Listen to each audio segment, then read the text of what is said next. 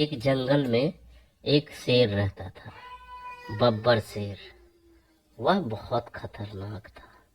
सारे जानवर उससे डरते थे। देख, हाथी आया और वो जैसे ही शेर को देखेगा डर से भाग जाएगा, क्योंकि ये देखते ही शिकार कर लेता है।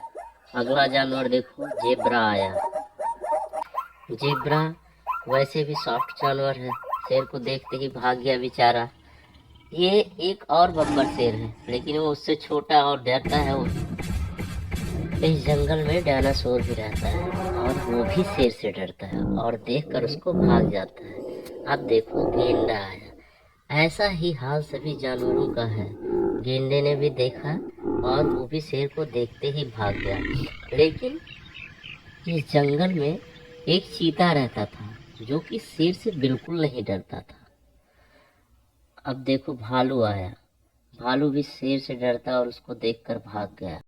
एक बार शेर देखा कि भालू जा रहा है और वह पीछे से दौड़ते दौड़ते उसके पीछे गया, लेकिन भालू को इस बात की भनक न लगी और वह पीछे से उसके ऊपर आक्रमण कर दिया और भालू का शिकार कर दिया।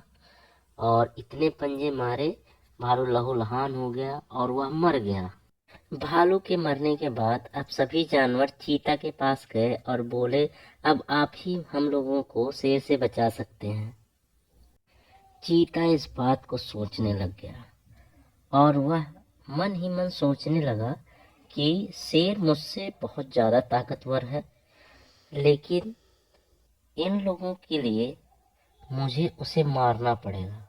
यह सोचकर चीता सोच ही रहा था कि उसको आगे की तरफ शेर दिख जाता है और देखते ही वह शेर की तरफ दौड़ते हुए जाता है कि आज मैं इसका शिकार कर दूंगा, और शेर भी इसकी तरफ दौड़ते हुए आगे बढ़ता है। दोनों आपस में टकराते हैं, लेकिन बब्बर शेर इतना ताकतवर था कि 3-4 प्रहार में ही वह चीता को जान से मार देता है। यह देखकर सभी जानवर घबरा जाते हैं और सोचते हैं कि जब यह चीता को इतनी आसानी से मार सकता है तो कोई भी इसका मुकाबला नहीं कर सकता है। यह देखकर सभी जानवर लोमड़ी के पास जाते हैं और सोचते हैं अब इसका कोई रास्ता लोमड़ी ही निकाल सकती, क्योंकि वह बहुत चालाक है। अब लोमड़ी इसके बारे में सोचती है, इतना ताकतवर है, मैं इसको कैसे क्या करूं। लोमड़ी सोचते हुए जाती है। फिर वह शेर से मिलती है और बोलती है, शेर राजा, जंगल में एक नया शेर आया है जो अपने आप को जंगल का राजा बता रहा है और सबसे ताकतवर है। शेर बोला, ऐसा कौन है?